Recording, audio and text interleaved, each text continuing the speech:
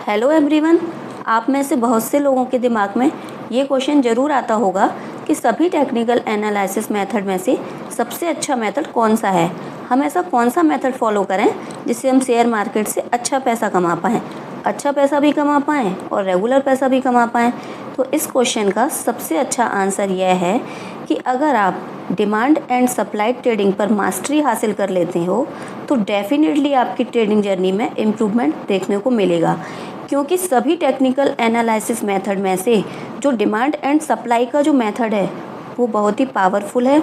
और अगर आप इस डिमांड और सप्लाई के कॉन्सेप्ट को रिस्क मैनेजमेंट के साथ मास्टर कर लेते हो तो आपकी एक प्रॉफिटेबल जर्नी शुरू हो जाएगी और आपको एक प्रॉफिटेबल ट्रेडर बनने के लिए इतना ही काफ़ी होगा। तो सप्लाई एंड डिमांड इतना पावरफुल क्यों है? इसके पीछे बहुत सारे रीज़न हैं। नंबर 1, अगर आप सप्लाई और डिमांड के बेस पर ट्रेड करते हो तो आप ये पता लगा सकते हो कि बड़े प्लेयर्स, बड़े बैंक्स और इंस्टीट्यूट कहाँ पर बाई और सेल कर रहे हैं। नंबर 2, सप्लाई एंड डिमांड का ये जो कॉन्सेप्ट है ये हर टाइम फ्रेम पर काम करता है। वो टाइम फ्रेम चाहे 5 मिनट का हो या 15 मिनट का हो, डेली हो, वीकली हो, मंथली हो, ये कॉन्सेप्ट सारे टाइम फ्रेम में वर्क करता है। नंबर 3, सप्लाई एंड डिमांड के कॉन्सेप्ट को आप stock, commodity, forex, Nifty, bank Nifty सभी में अप्लाई कर सकते हो। नंबर 4, सप्लाई एंड डिमांड के कॉन्सेप्ट को आप scalping, intraday trading, swing trading सभी में अप्लाई कर सकते हो। नंबर 5, अगर आप सप्लाई एंड डिमांड के बेस पर ट्रेड लेते हो तो आपको एक अच्छा low risk and high reward वाला सेटअप मिलता है। मुझे उम्मीद है यहाँ तक का कॉन्सेप्ट आपको अच्छी तरह से समझ में आ गया होगा। सप्लाई जोन 2 तरह के होते हैं। Number 1 reversal zone, number 2 continuation zone. इसी तरह से डिमांड जोन भी 2 तरह के होते हैं। Number 1 reversal zone, number 2 continuation zone. आइए अब आगे के कॉन्सेप्ट को समझते हैं। किसी भी चार्ट में प्राइस कभी भी एक सीधी रेखा में नहीं चलती है। प्राइस हमेशा बैलेंस और इम्बैलेंस के फॉर्म में मूव करती है। बैलेंस एरिया उस एरिया को कहते हैं जहां प्राइस कंसोलिडेट करती है और इम्बैलेंस एरिया उस एरिया को कहते हैं जहां प्राइस में मूवमेंट होता है।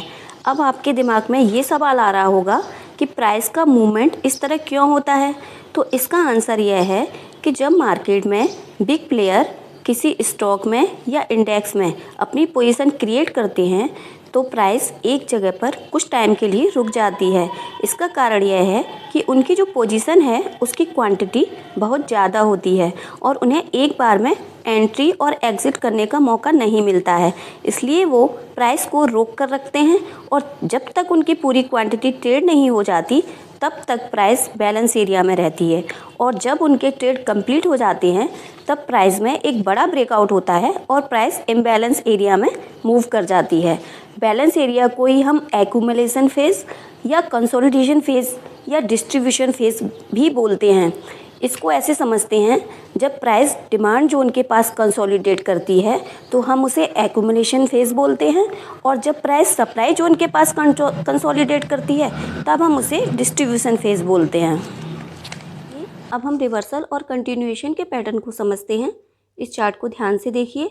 नंबर 1, जब प्राइस सप्लाई जोन के पास आती है तो सेलर्स एक्टिवेट हो जाते हैं और धीरे धीरे बायर्स की संख्या कम होती जाती है और एक टाइम ऐसा आता है कि बायर्स पूरी तरह से ख़त्म हो जाते हैं और सेलर्स प्राइस को नीचे ले जाने में कामयाब हो जाते हैं।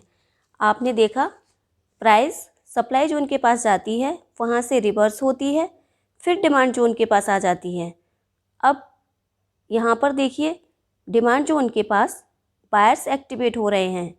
जब बायर्स एक्टिवेट होकर सेलर्स को ख़त्म कर देते हैं, मेरा मतलब है जब सेलर्स यहाँ पर पूरी तरह से ख़त्म हो जाते हैं तो बायर्स प्राइस को ऊपर की तरफ ले जाते हैं। फिर प्राइस इम्बैलेंस एरिया में मूव कर जाती है और एक एक्यूमुलेशन फेज़ फिर से स्टार्ट होता है। मेरा मतलब है यहाँ पर प्राइस कंटिन्यूएशन जोन में जा रही है। आप ध्यान से देखिए, यहाँ पर प्राइस एक्यूमुलेट होके फिर से इम्बैलेंस एरिया में जा रही है। तो प्राइस का ये कॉन्सेप्ट इसी तरह से चलता रहता है। सप्लाई जोन से रिवर्स लेती है, फिर डिमांड जोन में आती है, डिमांड जोन से फिर रिवर्स लेती है, फिर सप्लाई जोन के पास जाती है। अगर वहाँ पर सेलर एक्टिवेट नहीं होते हैं तो आगे निकल जाती है, मतलब कंटिन्यूएशन जोन में चली जाती है। अगर सेलर्स एक्टिवेट होते हैं उस जोन में तो फिर से रिवर्स होके डिमांड जोन के पास आ जाती है। प्राइस का ये कॉन्सेप्ट चार्ट पर हमेशा इसी तरह से चलता है। मुझे उम्मीद है ये कॉन्सेप्ट आपको अच्छे से समझ में आ गया होगा। अगर नहीं आया हो तो आप वीडियो को एक बार फिर से देख लीजिए, आपको समझ में आ जाएगा। आने वाली वीडियो में हम जानेंगे कि सप्लाई एंड डिमांड जोन को मार्क कैसे करते हैं और सप्लाई एंड डिमांड के बेस पर हम ट्रेड कैसे लेते हैं। अगर आपको मेरा ये वीडियो अच्छा लगा हो तो इस वीडियो को आगे शेयर कीजिए, चैनल को सब्सक्राइब कीजिए, वीडियो को लाइक कीजिए। जय हिंद, जय भारत।